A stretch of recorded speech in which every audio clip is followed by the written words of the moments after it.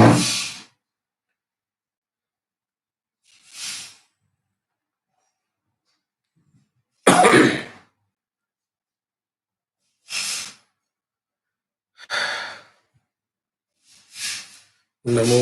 अरिहन्ताणं नमो सिद्धाणं नमो आयरीयाणं नमो उवज्झायाणं नमो लोये सव्वसाहुणम् मङ्गलं भगवान् वीरो मङ्गलं गौतमो गणी मङ्गलं कुन्दकुन्दाद्यो जैनधर्मोऽस्तु मङ्गलम् सर्वमङ्गलमाङ्गल्यं सर्वकल्याणकारकं प्रधानं सर्वधर्माणां जैनं जयतु शासनम् अज्ञानतिमिरान्धानां ज्ञानाञ्जनशलाकया चक्षुरुन्मीलितं येन तस्मै श्रीगुरवे नमः।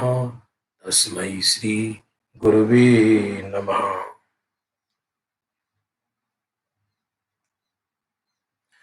आज पूज्य निहाल भाई सौगानी जी की 108वीं जन्म जयंती है, जिन्होंने पूज्य गुरुदेव श्री की प्रथम देशना सुनने मात्र से आत्मा का कल्याण किया। राग अने ज्ञान जुदा छे, बस में ज्ञान मात्र हूं, राग मात्र नहीं। इतने में तो स्वरूप का ग्रहण कर लिया। और जब सौगानी जी का स्वर्गवास हुआ, उस समय पूज्य गुरुदेव श्री के मुख से ये उद्गार निकले कि महापुरुषार्थी जीव ने अपना जीवन धन्य कर लिया और ये महापुरुष मेरे से पहले मोक्ष जाएगा। धन्य है वो गुरुदेव जो अपने शिष्य को अपने से पहले मोक्ष भेजते हैं। इसी को ही गुरु की उदारता कहते हैं।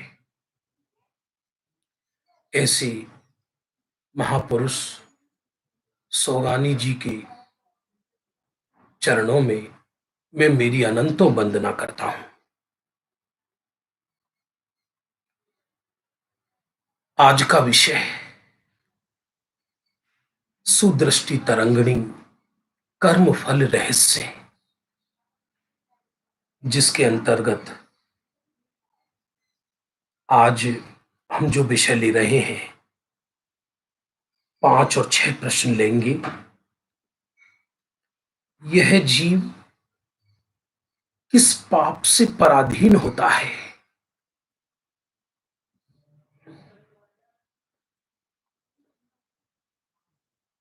लौकिक जीवन में दिखाई दे सकता है और निरंतर बाहर में दिखाई देता है। कई जीव आजीविका के निमित्त से, कई रोग के निमित्त से, कई दूसरों की सेवा के निमित्त से, कई लाचारी के कारण पराधीन होते हैं। सारी सारी जिंदगी 2-4 हजार रुपए की नौकरी करने में अपना जीवन निकाल देते हैं। सेठ साहब सेठ साहब सेठ साहब करते करते जीवन निकाल देते हैं। सेठ है कि उन्हें हमेशा नौकर ही बना रहने देता है। महिलाएं बहनों को देखो, कई कई बहनें इतनी पराधीन हो जाती है, उनको किसी किसी को ऐसे क्रूर पति मिलते हैं कि घर की चौखट से बाहर निकली तो टांग तोड़ दूंगा, चलो घर के अंदर। किसी से बात भी नहीं करने देते। मालूम पड़े किसी से बात किया है तो कोयले से जला दे। इस दुनिया में बहुत दुख है। ज्यादा आदर्श और आकाशीय बात करना सरल है, लेकिन लौकिक जीवन में बाहर के परिवेश को देखो। ऐसी पराधीनता में भी धर्म कैसे किया जाए तब मालूम पड़ता है। अपनी अनुभूतियों से जगत समझ में नहीं आता। सत्य तो यह है, जो सबसे छोटे नीचे से नीचे व्यक्ति को देख सकता है, वो ही जगत को पढ़ सकता है। यह जीव ऐसे किस पाप से पराधीन होता है? कई देश ऐसे हैं जहां हिंदुस्तान से आदमी अपनी मिट्टी छोड़कर जाता है वहां करोड़पति बनने के लिए। वहां वो सारी जिंदगी पराधीन हो जाता है। पराधीनता कई तरह की होती है, कहीं सेठ की, कहीं शरीर की, रोग की, परिवार की, आजीविका की। ऐसी ऐसी पराधीनताएं कि सारा सारा जीवन आर्त ध्यान में निकल जाता है। ओह, फिर ऐसी पराधीनता जीव के जीवन में क्यों होती है? आचार्य कहते हैं, जिस जीव ने पूर्व भव में अन्य जीवों को बंदी बनाकर रखा है, अथवा इस जन्म में भी हो सकता है, सब मेरे इशारे पर चले, सब मेरे शासन में चले, धर्म के नाम पे या कर्म के नाम पर व्यक्ति शासन करना चाहता है दूसरों पर। भले ही विश्व में आज प्रजातंत्र चलता हो, डेमोक्रेसी हो, लेकिन हर व्यक्ति अपने घर में राजतंत्र चलाना चाहता है। जिस व्यक्ति को जितना भी अधिकार मिल गया है, वो उसका खुलकर दुरुपयोग करना चाहता है। एक परिवार का मालिक ये चाहता है कि परिवार में एक एक चीज मेरे से पूछ कर हो, किवाड़ कैसे बंद हुई, ये कैसे खुली, ये कैसे हुआ, ये कैसे हुआ। अरे रे रे रे, पता नहीं है। बच्चों को डराना धमकाना, अथवा कोई समाज का मालिक हो गया तो वो ये समझता है कि सारे समाज के लोग डेली इसके चरण छुए और इसके ही इशारे से समाज चले। राष्ट्र का स्वामी राष्ट्र पर शासन करना चाहता है, अपने पर अनुशासन तो कर ना सका, अपने पर तो शासन कर ना सका। बस ये दूसरे पर शासन करने की वृत्ति ही इस जीव को पराधीन बनाती है। वर्तमान युग में भगवंतों ने ऐसी कथाएं लिखी हैं, पराधीन जीव क्यों होता है?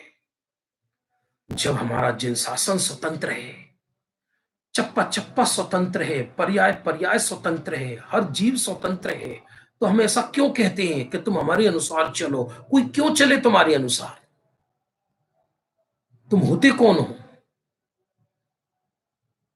हाँ, चल सकता है जीव तुम्हारे अनुसार कब?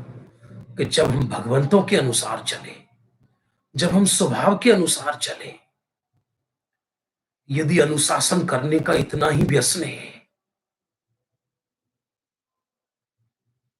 तो अपने आप से प्रश्न पूछ कर देखो कि ये शरीर हमारे अनुसार चलता है क्या? सबसे नजदीक तो हमारा शरीर है ना। ये सबसे नजदीक कौन है हमारा? हमारे पास देह है। मालूम पड़ेगा, देह का एक एक परमाणु जिस दिन से जन्म लिया तब से आज तक वो हमारे विरोध में ही चला। तो शरीर का कुछ बिगाड़ कर दिखाओ। शरीर तुम्हारे अनुसार नहीं चला ना, अब शरीर से लड़ो। कैसे लड़ोगे? इसलिए दूसरों पर अनुशासन करने की वृत्ति अन्य जीवों को अल्प धन देकर वशीभूत करता है। थोड़ा कर्जा दे दिया, थोड़ा पैसा दे दिया, और सारी जिंदगी वो चाहता है कि इसकी घरवाली इसके घर बर्तन मांजे, फर्श को ढंग से साफ कर, ढंग से चेहरा दिखाई दे फर्श में। चेहरा तो दिखाई नहीं देगा, नरक जरूर दिखाई देगा। सारी जिंदगी इसी में ही निकलती है। लिखा इसमें, निर्धन जीवों को कर्ज आदि देकर, तुच्छ अन्न जल आदि देकर अपने बस में रखता है। जोर जबरदस्ती से अन्य जीवों को अपने अधीन रखने की वृत्ति,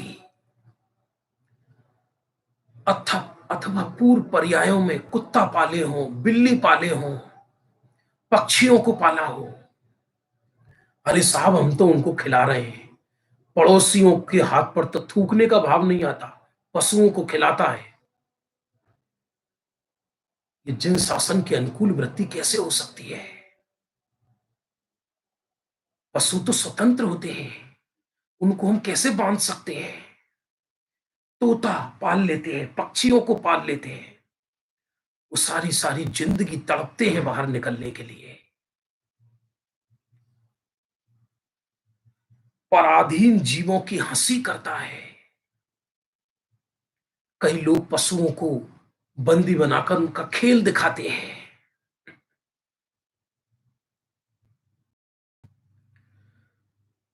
और भी तरह तरह से व्यक्ति पराधीन करता है प्राणियों को, मनुष्यों को। अभी तो दास प्रथा नहीं है, पर वृत्ति में यही है जीव कोई कि मैं सबको दास बनाऊं। अरे आचार्य भगवंत कहते हैं, तू भगवंतों का दास बना है कभी? यदि हम भगवंतों के दास नहीं बने हैं तो हमारा दास कौन बनेगा? और भगवंत भी अपना दास नहीं बनाती। वो तो कहते हैं कि तुम हमसे भी उदास बनो, तुम अपने ही मालिक बनो। ओहो, पशुओं को रखकर उन्हें तृण जल देने में प्रमादी होता है, इत्यादि पाप भावों से जीव इस भव में या पूर्व पर्याय में पराधीन होता है। हमारा जिन शासन स्वतंत्र है, चप्पा चप्पा स्वतंत्र है। अरे गुरुदेव ने तो द्रव्य गुण पर्याय की स्वतंत्रता बता दी। पर्याय पर्याय स्वतंत्र है। अरे दो गुण स्वतंत्र है। एक द्रव्य में रहने वाले जब दो गुण स्वतंत्र हैं तो हम किसी का क्या कर सकते हैं और कोई हमारा क्या कर सकता है? फिर हमें किसी को पराधीन करने का भाव क्यों आता है? बंधुओं, इसको मजाक मत समझना। हो सकता है यही उदय हमारा इसी पर्याय में ही आ जाए। आपने देखा होगा कभी कभी अंतिम समय व्यक्ति वृद्ध आदि हो जाता है, अब वो ऐसा पराधीन हो गया कि कहीं जा ना सके, आ ना सके। विदेशों में आज भी बच्चे तो माँ बाप को रखते नहीं, वृद्ध हो जाते हैं, सरकार के भरोसे रहते हैं। बीमार हो जाती है तो नर्सें उनके लिए खाना लाती है, खिड़कियों से पशुओं की तरह झांकते हैं कि कोई हमको भोजन ला रहा होगा। ओहो, इसलिए कभी किसी को पराधीन करने की सोचना मत, मन में भी मत सोचना। वृत्ति तो बहुत दूर, जब जगत का चप्पा चप्पा स्वतंत्र है। विचार करो, हवाओं पर पहरा किसने बैठाया है? हवाओं को संकल से किसने बांधा है? समुद्रों की लहरों पर पहरा किसने बैठाया है? हिमालय के सर को नीचा किसने किया है? परमाणु परमाणु स्वतंत्र है। तो किसी को पराधीन न धर्म क्षेत्र में करने की सोचना, न कर्म क्षेत्र में करने की सोचना, न घर में करने की सोचना। लोक व्यवहार की भाषा अलग है, लेकिन कभी पराधीन नहीं करना। और यदि पराधीन किया तो इस भव में पराधीन होगा, नियम से होगा, अगली पर्याय में होगा।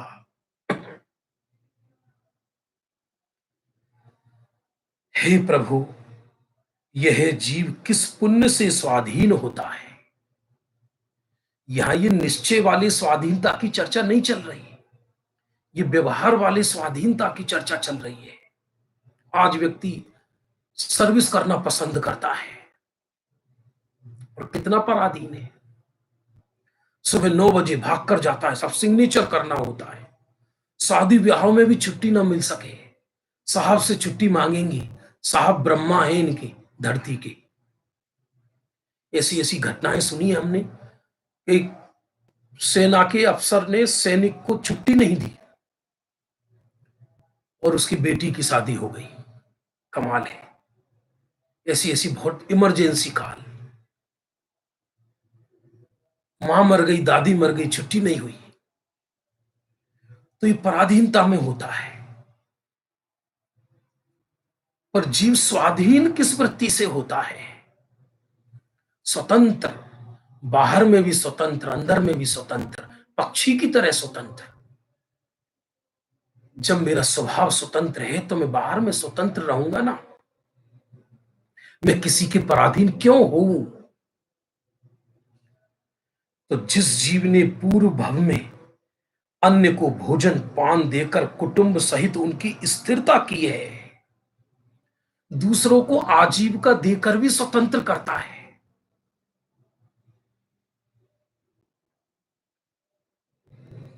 मुझे एक ऐसे व्यक्ति मिले, मैं आपको सच कह रहा हूं, हो सकता है वो सुन रहे हो, वो मुमुक्षु भाई, जो ये कहते हैं कि आप स्वतंत्र रहो, आपसे हमें कुछ नहीं कराना, हमारे हमें आपके ऊपर कोई बस नहीं, आप जिन शासन की प्रभाव ना करो, हम आपका साथ देंगे। ये साहब आपको अपने नियम शर्त तो बताओ। बोले काहे के नहीं, हमारा कोई नियम नहीं, हमारा कोई शर्त नहीं।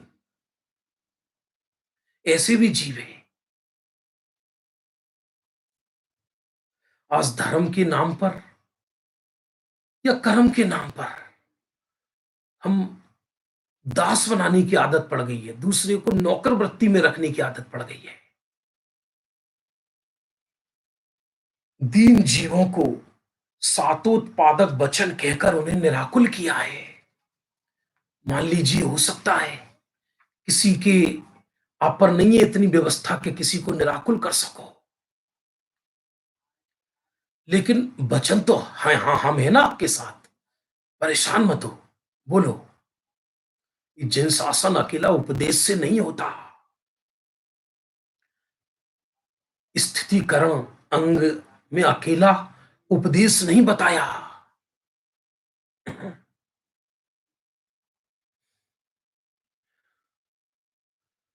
जब अपना देश आजाद हुआ था तो इस देश के अंदर क्रिश्चियन लोग बहुत कम थे। आज बहुत करोड़ों करोड़ों में बढ़ गए। क्यों? क्योंकि उन्होंने लोगों को औषध दान दिया, लोगों का इलाज कराया, हॉस्पिटल खुलवाए और स्कूलों कॉलेज खुलवाए। और जब हमारा देश आजाद हुआ, हम लोगों ने केवल बिल्डिंगें बनवाई, मंदिर बनवाए, मात्र, और कुछ नहीं। ये तो विद्यालय खुलने का जो अभी रस हुआ है, ये तो अभी गुरुदेव के निमित्त से हुआ है।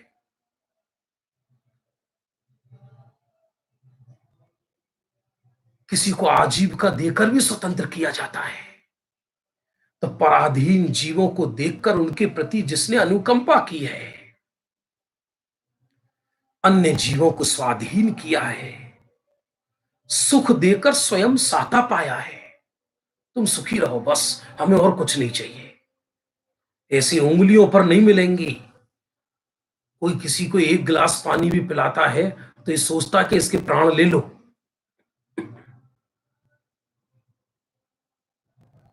1 रुपया देकर 100 रुपए का काम लेना चाहता है जीव। लेकिन जिसके अंदर ये वृत्ति है कि नहीं, सब जीव सुखी रहे, स्वतंत्र रहे, मेरे पर यदि सहज निरपेक्ष भाव से किसी का उपकार हो सके तो हो जाए, ऐसे परिणामों से यदि पूर्व में ऐसे परिणाम किए होंगे तो वर्तमान में वो स्वाधीन होगा, आजीविका से भी, तन से भी, मन से भी, धन से भी, हर तरीके से, या इस पर्याय में भी निरंतर स्वाधीन रहेगा।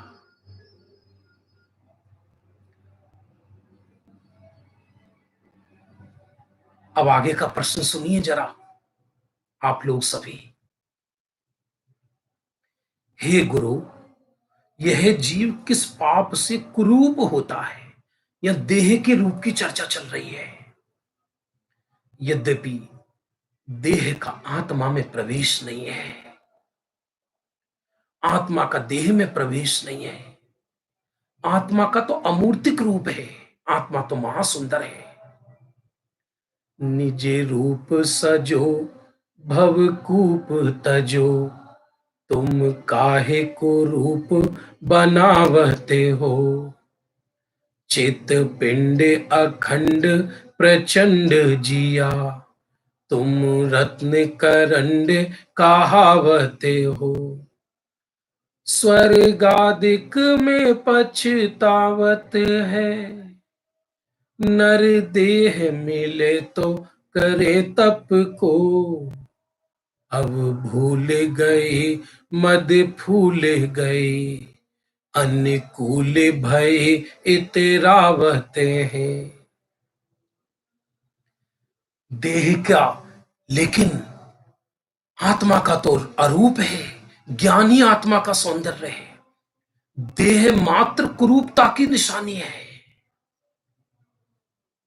बंधुओं, फिर भी जो संसारी जीव या आसमान जाति पर्याय धारण करके रखता है, ये 2.5 मन की लाश जो आत्मा ओढ़े हुए है, इसमें किसी का ये शरीर रूपवान होता है, किसी का शरीर में से बदबू आती है, लोग पत्थरा मारते हैं, देखना पसंद नहीं करते।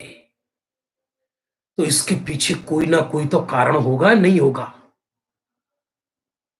उत्तर देते, हे भव्य आत्मा, जिस जीव को पूर्व में अन्य के रूप से ईर्ष्या हुई, अच्छा नहीं लगा,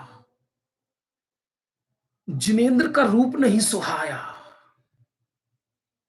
भगवंतों का रूप नहीं सुहाया, दिन रात पापियों का रूप पसंद किया,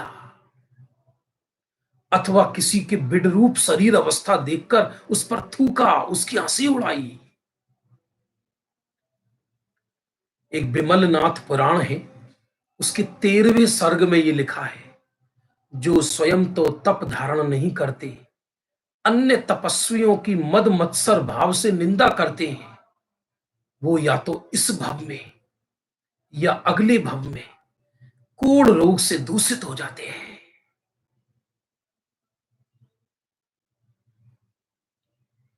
और वो भी गलित कुष्ठ। कहना सरल है, कोई तो हो जाओ, हम तो न्यारे हैं। अरे साहब, कहना अलग है, जीवन में प्रयोग अलग है। कोई कन्या हो, उसके कोढ़ हो जाए तो जीवन बेकार लगता है उसको, उसे कोई देखना पसंद नहीं करता, उससे कोई विवाह नहीं करता, सारी जिंदगी अंदर परिणामों में त्रसित होती रहती है, दुखी होती रहती है, त्रसित होती रहती है, दुखी होती रहती है। ग्रंथों में आता है, द्रौपदी का जीव पूर्व पर्याय में कन्या था, उसकी चपटी नाक थी, उसकी शादी नहीं होती थी, तो दुखी रहती थी। दुखी होकर उसने अर्जिका व्रत ले लिया। एक बार अर्जिकाओं के समूह में बैठी थी, वहां देखा एक वेश्या जंगल में 5 पुरुषों के साथ भ्रमण करने आई है, बगीचे में झूल रही है। इसने अंदर ही अंदर दुखी हुई और ये सोचा, अरे एक हम दुर्भागी हैं कि हमारा विवाह नहीं हुआ, एक ये भाग्यवान है कि इसको 5-5 पुरुष झुला रहे हैं। बस ऐसा बंधन पड़ा कि वर्तमान पर्याय में पंच भरतारी कहकर उसका अपवाद हुआ। लेकिन वो तो परम पवित्र थी, इसलिए किसी के पाप के उदय से रूप रहित हुए जीवों को शरीर के प्रति ग्लानि करने वाला जीव कुरूप होता है नियम से। जैसे सूकर की पर्याय है, वो पूर्व में किसी की हंसी उड़ाने पर या देह की विडरूप अवस्था देखकर ग्लानि करने पर ऐसी पर्याय प्राप्त होती है।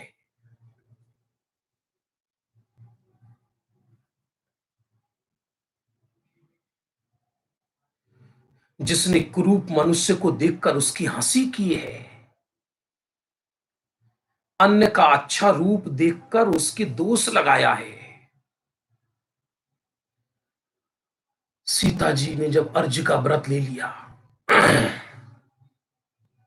तब करने लगी। अयोध्या की सखियां मिलने गई सीता से।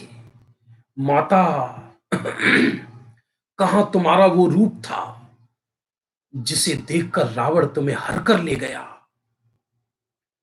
अब तो तुम्हारा ये रूप बिगड़ गया, क्योंकि तप करते करते सीता का देह सूख गया था एकदम। तब सीता कहती है, देवियों, सखियों, काश ये रूप पहले ऐसा हो गया होता तो इतनी बड़ी रामायण नहीं हुई होती। देह कोई राग करने की वस्तु है क्या? दुर्जन इससे राग करते हैं, सज्जन तो इससे प्रीति घटाते हैं। राचन जोग स्वरूप नया को, बिरचन जोग सही है। यह तन पाए महातप कीजे, या में सार यही है। यह तन पाकर महातप करना, इसमें ये सार है। अन्य के अच्छे रूप को बिगाड़ने की कोशिश की। ऐसे भावों से जीव को जो औदारिक शरीर मिलता है महाकुरूप होता है। क्योंकि कर्णा नियोग में दो प्रकृति होती है, एक सुभग, एक दुर्भग, एक शुभ और एक अशुभ। तो ऐसी प्रकृति का उसको बंध हो जाता है। अब किसी को प्रश्न होगा, मान लो वर्तमान में ऐसा देह मिल ही गया तो क्या करना? करना क्या? उस देह से दृष्टि हटाकर अपने अशरीरी आत्मा पर दृष्टि लगाना। 700 वर्ष के लिए कोढ़ रोग हो गया मुनि भगवंत को, मुनिराज को। ऊपर स्वर्ग में देव उनकी परीक्षा करने आए। एक वैद्य का रूप बनाकर, महाराज आपके शरीर में ये कोढ़ रोग शोभा नहीं देता, ये औषधि आपको सेवन नहीं करनी, शरीर को स्पर्श करना है, शरीर स्वर्ण जैसा हो जाएगा। महाराज कहते हैं, वैद्यराज आज मुझे प्रथम बार पता पड़ा है कि शरीर को कोढ़ रोग हुआ है। मेरा कोढ़ तो राग द्वेष है। सच पूछा जाए तो राग द्वेष कोढ़ है। शरीर तो परद्रव्य है, उस पर मेरा बस कहां है। लेकिन ये विराधना के परिणाम से जीव को ऐसा देह मिल जाता है। कोई ये सुनकर ऐसा सोचे अब हम अगले भव में अच्छा शरीर प्राप्त करेंगे, वो भी विराधना है। सत्य तो ये है कि मुझे देह ही नहीं चाहिए, मुझे जन्म मरण ही नहीं चाहिए।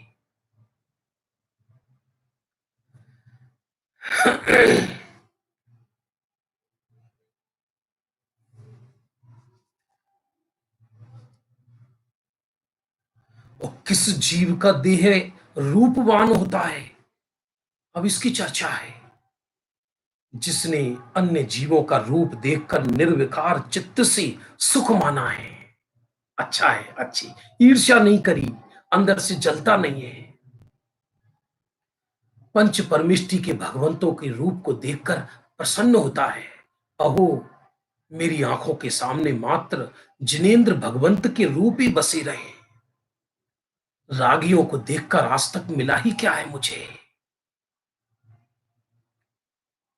सच में तो रागियों के रूप को देखकर मैं करूंगा क्या? इसलिए आपने देखा होगा हमारे भगवंत समव शरण में, उनके समव शरण में विराजमान जो भगवान होते हैं, उनके देह से जवानी नहीं झलकती, बचपना नहीं झलकता, वृद्धापना नहीं झलकता, शांत रूप झलकता है।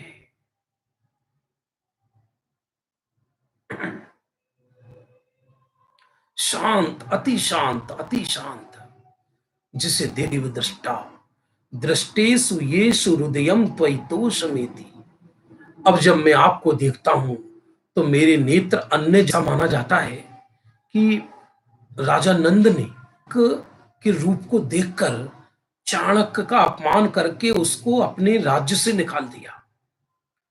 तो चाणक्य ने उस दिन अपनी चोटी में गांठ बांधी और नंद को कहा, जब तक तुम्हारे वंश को मैं मिट्टी में नहीं मिला दूंगा तब तक की चोटी नहीं खोलूंगा। बाद में चंद्रगुप्त को राजा बनाया और चंद्रगुप्त ने उसको मंत्री बनाया। ये तो खैर राग द्वेष की कथा हुई, लेकिन इस बाहर के इस देह के रूप पे हमारा बस है कहां। लेकिन सहज जो भगवंतों की आराधना करता है, बाहर में उसका जो देह है वो देव। वन जंगलों में आपने देखा होगा, ग्रंथों में जो उदाहरण आते हैं कि राजकुमार, सुंदर सुंदर राजकुमार नग्न दिगंबर दीक्षा धारण कर लेते थे। सुंदर सुंदर राजकुमार जिनकी सुंदरता पर मोहित होकर स्वर्ग की देवियां उतर आती थी, लेकिन उन्हें देह से आसक्ति नहीं होती थी। वो तो बस अपने अमूर्त चैतन्य के रूप पर ही रीझ जाते थे। ऐसे परिणामों से जीव रूपवान होता है। कोई सोचता हो कि देह को खाने पीने आदि से अच्छा किया जा सकता हो, तो ये सब भ्रम है, भ्रम। ये तो बुद्धि पूर्वक बाहर जीव करता है।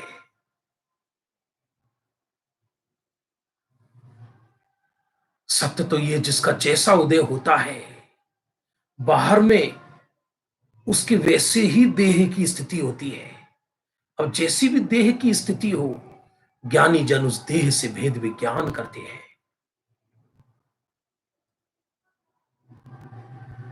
एक प्रश्न और है, हे धर्म मूर्ति। ये सब हमारे तुम्हारे प्रश्न हैं।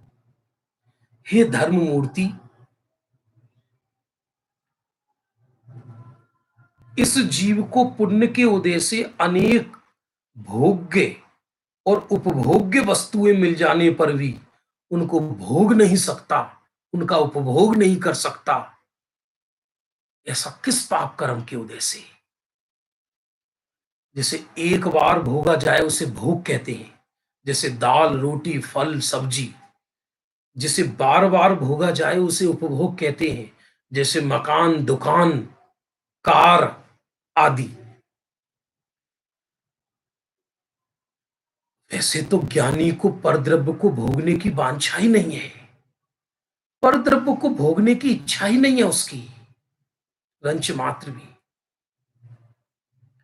तथापि ऐसा देखा तो जाता है कि बड़े बड़े महल, बड़े बड़े धन साधन हैं, लेकिन बेचारे को मूंग की दाल का पानी भी नसीब ना हो। बड़ी बड़ी गाड़ियां हैं, लेकिन शरीर में लकवा लग गया, एक कदम ना चल सके।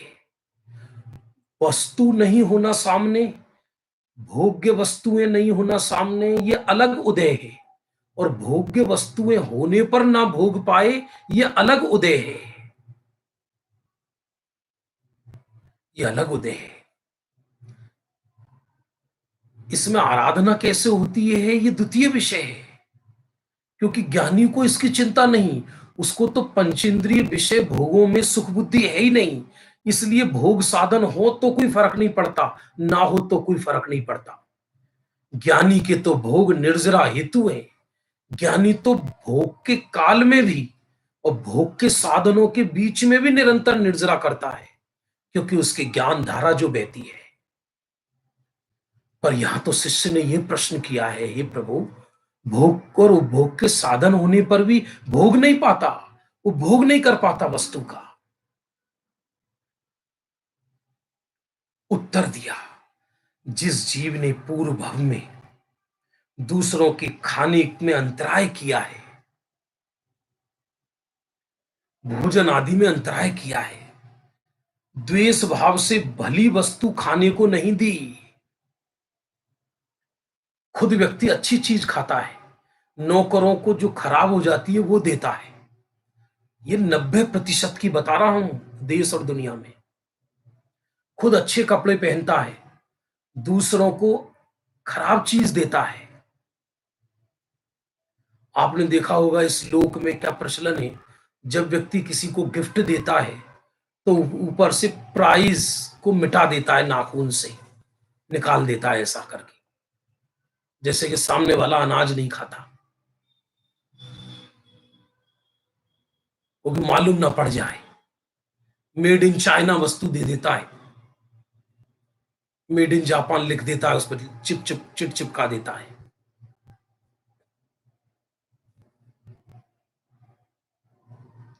इसलिए द्वेष भाव से अच्छी वस्तु दूसरे को नहीं देता,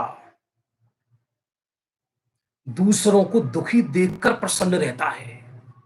किसी को रूखी सुखी खाने को मिल रही हो, ढंग से जीवन नहीं चल रहा हो, तो उन्हें देखकर प्रसन्न होता है। और कोई दीन दुखी इससे मिले तो घबराता है कि कहीं ऐसा ना हो कि मेरा मित्र बन गया तो मुझे इसे देना पड़े। इसलिए उनको ऐसी कथाएं सुनाएगा, अरे कुछ नहीं है, संसार में सब छोड़ के जाना ही है, क्या करना है, अपने को तो जैन शासन मिला है, उसकी सेवा करो, उसका सेवन करो, आत्मा तो खाता ही नहीं है। खुद 2.5 मन खा के दूसरों को ये कहता है कि आत्मा खाता नहीं है। वृत्ति समझ में आ रही होगी आपको। अन्य को सुखपूर्वक भोजन पान करते देखकर अच्छा नहीं लगता इसको, ये अच्छे ढंग से क्यों खा रहा है। ये प्रैक्टिकल जीवन के विषय है बंधुओं, प्रैक्टिकल जीवन के। ये हमारे साथ क्यों हो रहा है ऐसा, ये इसका उत्तर है। घर में सुंदर सुंदर चीजें बनी हैं, रसगुल्ला बने हैं, मिठाइयां बनी हैं, लेकिन सेवन नहीं कर सके, शुगर का रोग है। अन्य को भूखा प्यासा देखकर हंसी करता है, दुर्वचन कहता है, स्वयं रसना इंद्री का लोलुपी होकर विविध वस्तुओं को भोगता है। अरे सच में ज्ञानियों की तो ऐसी भावना होती है, जब ज्ञानी भोजन करते हैं तो उससे पूर्व ये भावना बातें कि 2.5 दीप में कोई मुनि भगवंत ज्ञानी महात्मा कोई जीव भूखा ना रहे, सब अच्छे से रहे। अपना विषय पुष्ट करने के लिए छल से बल से दगाबाजी करके रसनादि के विषय भोगकर सुख मानता है। यदि भूख कम लगती हो तो दवाएं लाता है बाजार से, जिससे भूख बढ़े, और भूख बढ़ जाए तो मोटापा बढ़ता है, तो फिर वर्जिश करता है, बगीचों में जाता है, योगा करता है, तरह तरह से पेट से धुरमट सरकाता है। क्या आफत है। भूख बढ़े तो आफत, भूख घटे तो आफत। विषयों को पुष्ट करता है तरह तरह से।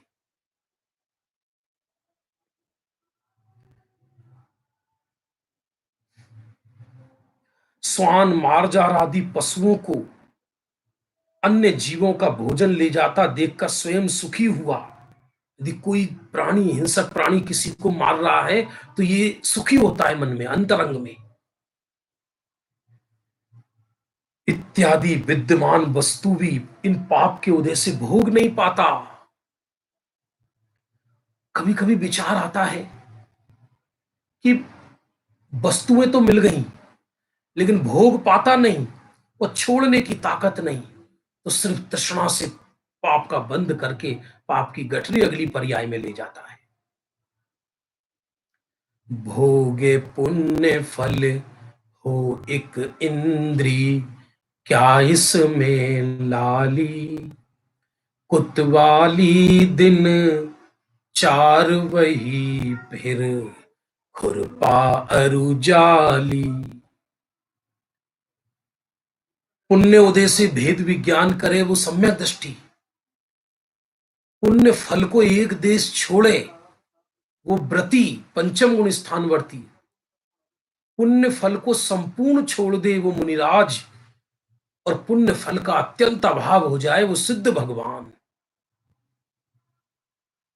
आप कहोगे पाप क्यों नहीं कहा। अरे पाप तो आ ही गया जब पुण्य फल को छोड़ दिया। तो पुण्य फल की वांछा अभिप्राय में ये सबसे बड़ी विराधना है। पुण्य का उदय तो होगा, पुण्य का उदय तो 13वें गुण स्थान तक चलेगा, पुण्य परिणाम भी होगा, पुण्य का फल भी मिलेगा, लेकिन चौबीसों घंटे पुण्य फल की वांछा करना, ये आत्मा की सबसे बड़ी विराधना है।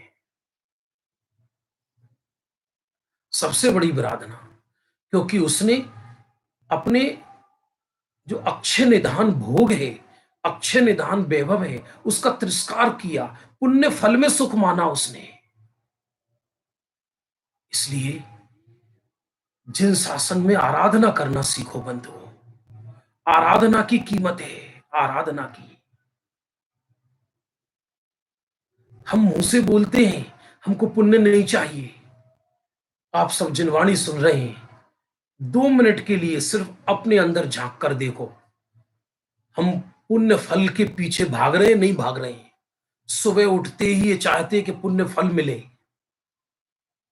यदि अभी लॉकडाउन के समय भीषण गर्मी में एसी खराब हो जाए तो मालूम पड़े क्या हो। सुख के साधन खाने पीने की वस्तुएं ना मिले तो मालूम पड़ेगा क्या होगा उस जीव को। इसलिए पाप फल से द्वेष करता है और पुण्य फल में आसक्ति है। यही सबसे बड़ी विराधना है, यही सबसे बड़ी विराधना है। इसलिए जो पुण्य फल की वांछा करता है, वो भोग्य वस्तु मिल भी जाए कदाचित पूर्व पुण्य से भोग नहीं पाता।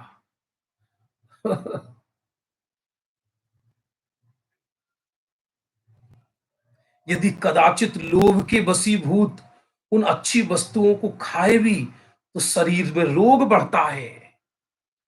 अंतराय कर्म के उदय से अच्छी वस्तु पचती नहीं है।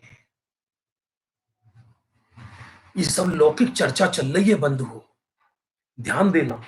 निश्चय से तो अपनी शुद्धता का भोग नहीं कर पाना यही अंतराय है। मिथ्यात्व के वशीभूत होकर अज्ञानी ने पुण्य फल को भी अनंतों बार छोड़ा है। गुरुदेव का एक प्रवचन है, उसमें अद्भुत वाक्य है कि अज्ञानी का त्याग अंतराय कर्म के उदय से होता है। अज्ञानी वस्तु को तो छोड़ता है लेकिन वस्तु में सुख बुद्धि नहीं छूटती। इसलिए वस्तु छोड़ने पर भी वस्तु में प्रेम बैठा रहता है और सुख बुद्धि के कारण निरंतर आकुलित होता है। अगली पर्याय में कदाचित बाल तप किया हो, थोड़ा बहुत दान आदि दिया हो, उसके फल में भोग के साधन तो मिलते हैं लेकिन उसको भोग नहीं पाता।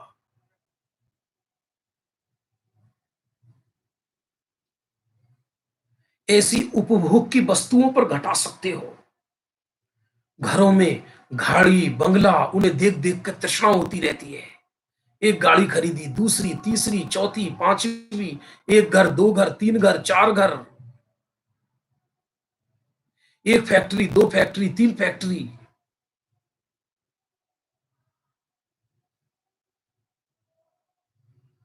लेकिन दूसरों का वैभव बढ़े तो उसे देखकर ईर्ष्या करता है, तो उससे इसको अंतराय कर्म का बंध होता है।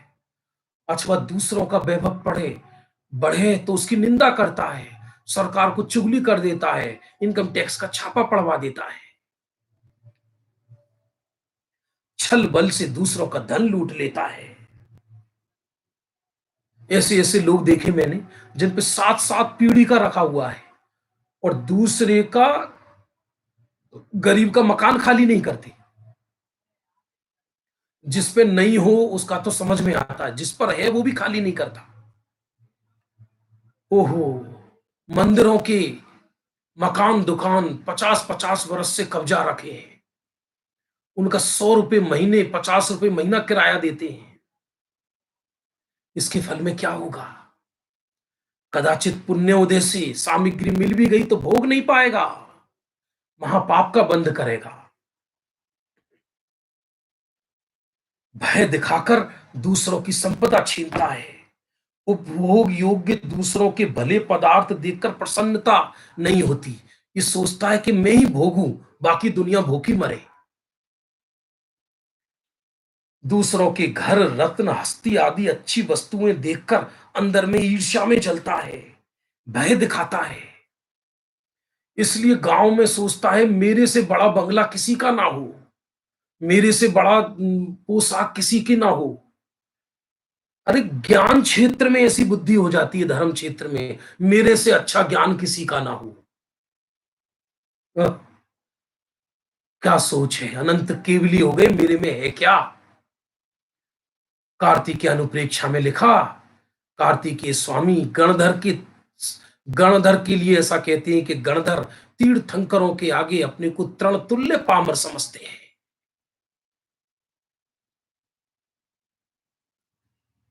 इस प्रकार भोग और उपभोग की वस्तुएं में अंतराय डालता है, निरंतर तृष्णा की आग में जलता है। इसके फल में वह जीव निरंतर अंतराय को प्राप्त होता है।